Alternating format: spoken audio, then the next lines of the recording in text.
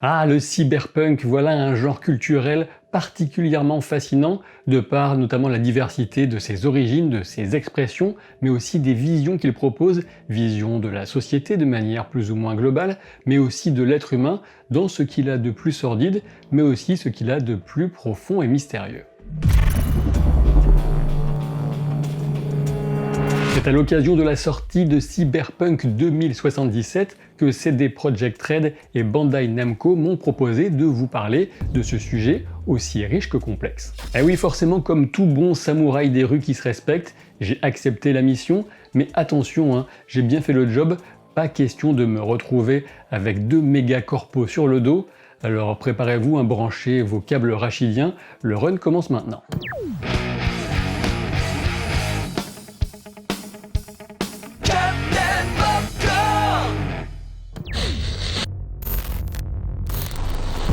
Le cyberpunk s'est créé en réaction à des tendances sociales lourdes et porte en lui un message de mise en garde, parfois même de révolte. Né dans le giron de la science-fiction, le cyberpunk jette un regard moqueur et même rageur sur l'anticipation gentillette qu'on pouvait trouver dans certaines visions utopistes de l'an 2000, assez répandues dans les années 50 et 60. Même s'il s'exprime sous les différents formats du divertissement culturel, que ce soit le roman, le film, la série, le jeu ou même la musique, le cyberpunk reste très souvent porteur d'un message politique en dépeignant un contre-modèle dans un futur proche, une dystopie à éviter. Sans qu'on puisse réduire le genre à l'adhésion à un camp en particulier, on y retrouve des constantes comme la critique de disruption déjà à l'œuvre et notamment les effets d'un capitalisme et d'un individualisme effréné associés à la diffusion de possibilités technologiques grandissantes. Le cyberpunk se préoccupe bien plus d'évoquer une ambiance que de se plonger dans de la hard SF très précise ou qui viserait une forme d'anticipation aux velléités réalistes. Avant d'évoquer avec vous les grandes œuvres qui ont défini et enrichi ce genre protéiforme, je vais d'abord évoquer les quelques éléments constitutifs qui permettent de véritablement reconnaître le genre cyberpunk quand on l'a sous les yeux. D'ailleurs, je vais vous proposer un petit jeu, comptabiliser le nombre de ces éléments que vous connaissiez déjà, mais attention, sans vous connecter à la matrice, bande de petits tricheurs, sinon c'est directement un shuriken dans la tronche. Premier élément, la ville. Et oui, le cyberpunk se promène rarement dans les champs, une marguerite à la bouche et du foin dans les cheveux, 12 euphémismes pour souligner combien l'urbanité est consubstantielle du genre, sachant que l'ambiance la plus bucolique que vous pourrez trouver dans le cyberpunk se situe soit dans l'océan, comme celui où aime se plonger l'héroïne de Ghost in the Shell, soit dans le désert, puisque c'est souvent tout ce qui reste en dehors des mégalopoles, comme dans Route 666 de Roger Zelazny, un livre de 1969 qui a fortement inspiré Mad Max, et qui fait partie des œuvres porteuses de thématiques cyberpunk avant l'avènement du concept lui-même. Dans Cyberpunk 2077, c'est Night City qui sera le théâtre de vos mésaventures, sachant que le nom provient directement d'une ville du jeu de rôle sur table Cyberpunk sur lequel je reviendrai. En effet, il partage avec le jeu vidéo les bases de son univers, sachant que le créateur du jeu de rôle papier, Mike Pondsmith, a apporté sa collaboration active à la définition de Cyberpunk 2077, ce qui est pour le moins prometteur en termes de profondeur historique du setting. À la ville tentaculaire, il faut ajouter le deuxième élément avec les notions de corruption, de violence et de criminalité, puisque l'état de la société cyberpunk est rarement glorieux, sachant qu'on y trouve l'impact d'un capitalisme impitoyable sous la forme des fameuses corporations, le troisième élément déterminant. Les corpos, comme on les appelle, sont des multinationales dont la puissance a depuis longtemps éclipsé celle des États, tout du moins dans le cyberpunk occidental. Avec cette ambiance urbaine délétère, pas étonnant de retrouver en quatrième élément certains codes du film noir dans de nombreuses œuvres cyberpunk comme Blade Runner et bien d'autres. Reste encore au moins un cinquième ingrédient essentiel avec la technologie et tout ce qui en découle. On pourrait même parler de techno-orientalisme dans de nombreuses œuvres des années 80, alors que le Japon était perçu comme la puissance appelée à dépasser celle des USA à l'époque. Entre ce décor urbain désabusé, marqué par les disparités énormes entre les plus riches, souvent associés aux corpos, et les plus pauvres dans les rues, mais aussi cette technologie quasiment omniprésente, on parle d'une dualité entre high-tech et low-life, et quand on cherche à définir le cyberpunk de façon très résumée, c'est une bonne formule. Et pourtant, on ne peut pas se contenter d'évoquer une simple technologie avancée puisque le véritable cyberpunk ira toujours piocher dans les thèmes de 2 éléments de plus que j'ajoute à la liste, à savoir l'interface homme-machine dans la définition de la nature humaine et le franchissement de ses limites avec le transhumanisme, et enfin dans la réalité virtuelle qu'on l'appelle matrice ou autre cyberespace. Le jeu Cyberpunk 2077 propose une approche plutôt originale de cette réalité virtuelle avec notamment ce qu'on appelle le Brain Dance, qui est un loisir hyper populaire parmi les gens de Cyberpunk 2077 et qui consiste à vivre une expérience par procuration, par connexion neuronale, une expérience déjà vécue par une autre personne et qui a pu être enregistrée, et le joueur fera assez rapidement l'expérience de ce qu'est le cyberespace dans l'univers de Cyberpunk 2077. Pour le petit jeu, il y avait donc 7 ingrédients majeurs, je résume. En 1, l'urbanité, en 2, violence, corruption et criminalité, en 3, les corporations, en 4, le film noir, en 5, la technologie, en 6, le transhumanisme, en 7, le cyberespace. Vous l'aurez compris, le cyberpunk, c'est un peu plus qu'un gars en impair dans une cité verticale éclairée par des pubs géantes en néon.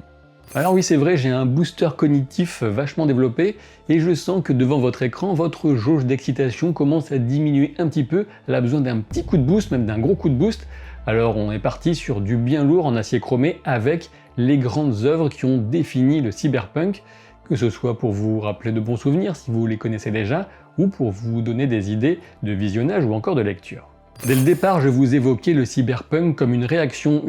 aussi bien à des tendances sociales qu'à certaines anticipations utopistes de la science-fiction. Et pourtant, c'est bien sûr chez certains grands maîtres de la SF qu'on va retrouver les prémices des thèmes qui constitueront ensuite le cyberpunk, et à commencer par l'inévitable Philip K. Dick, avec notamment Les androïdes rêvent-ils de moutons électriques, qui a été publié en 1968. Parmi les nombreuses adaptations des œuvres de K. Dick, celle de ce livre est sans doute la plus célèbre puisqu'il s'agit de Blade Runner de Ridley Scott, sorti en 1982, l'une des plus belles années du cinéma de genre américain. La notion d'empathie pour distinguer l'homme de la machine joue un rôle essentiel dans ce récit avec le fameux test Voight-Kampff, qui n'est pas sans rappeler le test de Turing.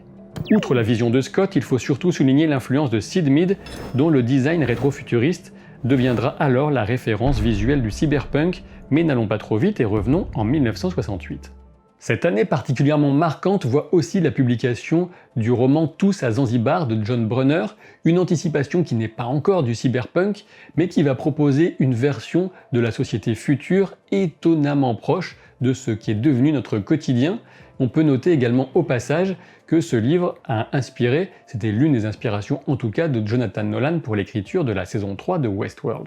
Mais attention maintenant, chers compatriotes français, notre moment de petite gloire chauvine mal placée est arrivé, puisqu'entre les années 60 et le choc des années 80, il y a une influence qu'il serait assez facile d'oublier, mais qui a pourtant marqué de façon considérable tout le visuel du cyberpunk.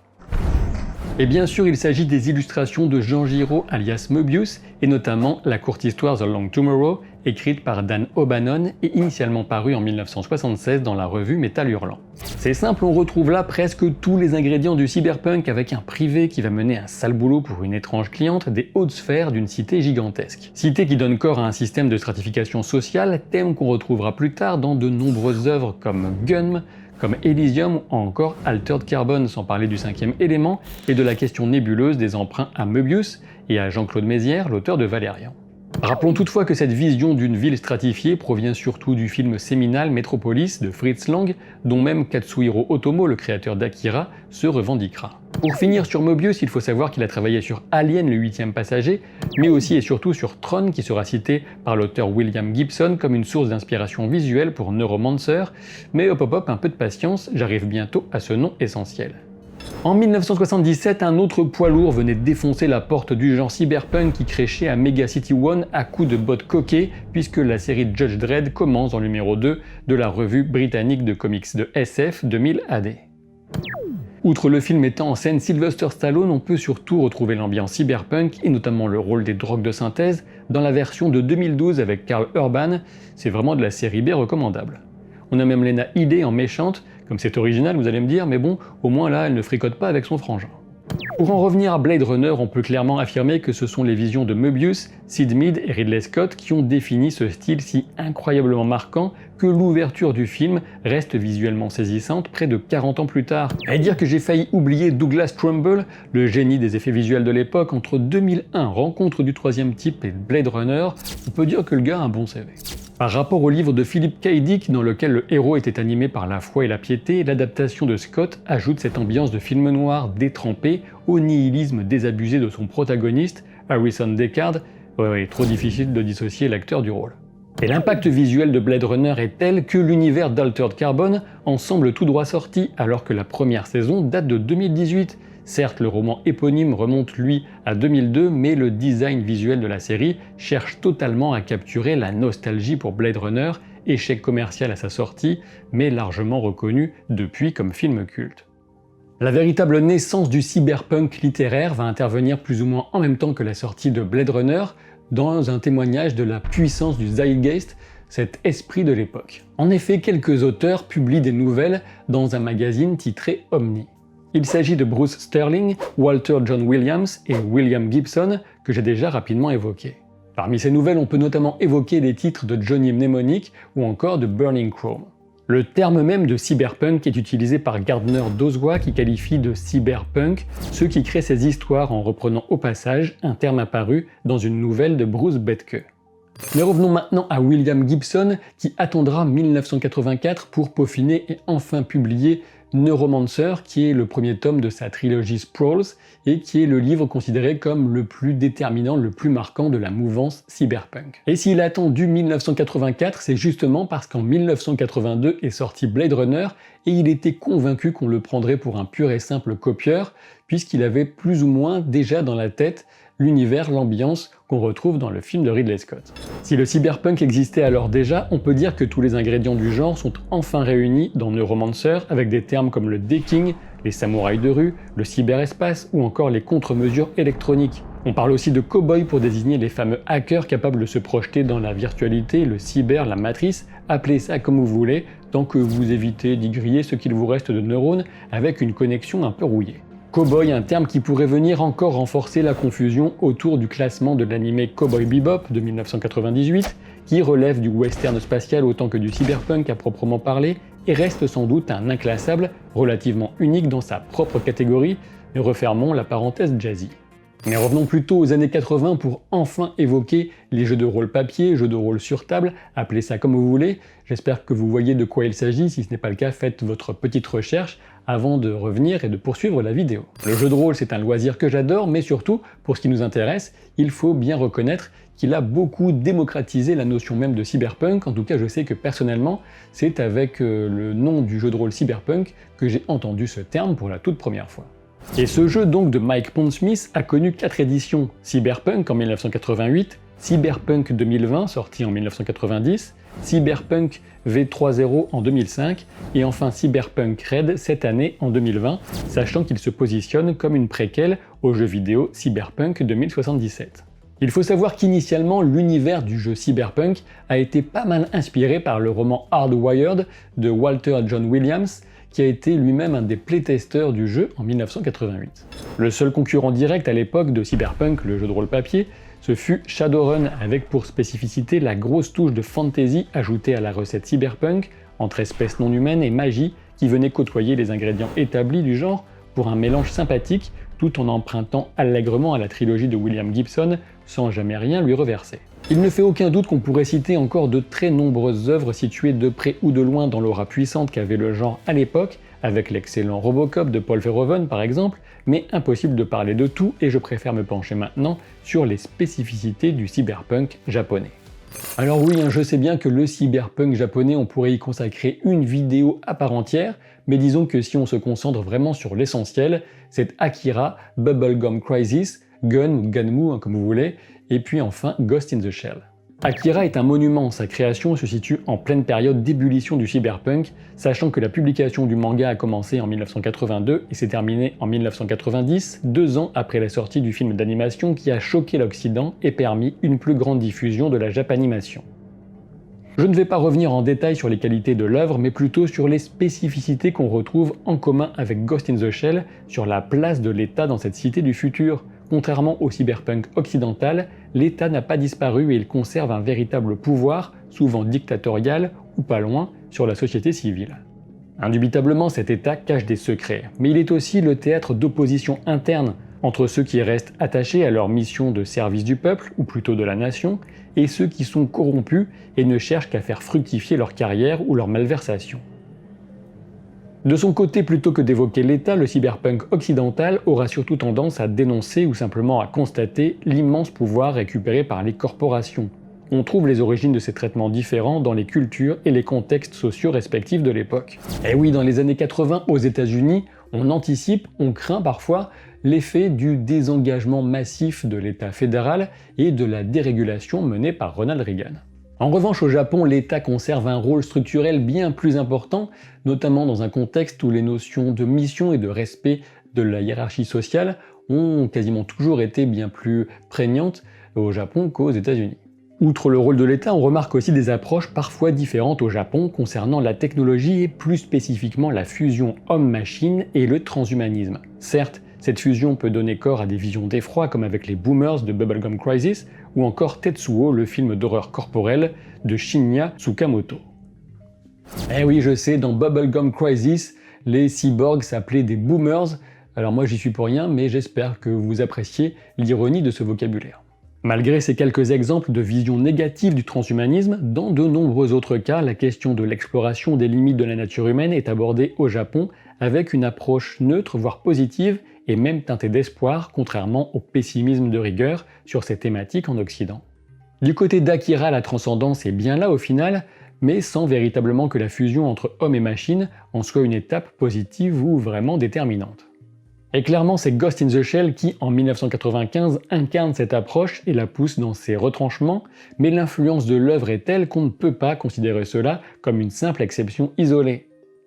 L'âme existe-t-elle et si oui, est-elle d'origine divine ? Pourrait-elle perdurer et se magnifier dans une ultime disparition des barrières entre cerveau humain et une forme d'intelligence artificielle surgie spontanément du magma d'information ? Avant Ghost in the Shell, Gunn avait déjà mis un joli visage sur cette notion de cerveau humain dans un corps cybernétique en venant nous interroger, entre deux combats dantesques, sur ce qui définit véritablement l'humanité ou la monstruosité. Les personnages de Gunn ou Alita en anglais se transcendent dans leur recherche d'idéal, seule solution pour les extraire d'un monde qu'on ne peut qualifier que de tristement sordide sous les lumières de l'illusoire grandeur de Salem.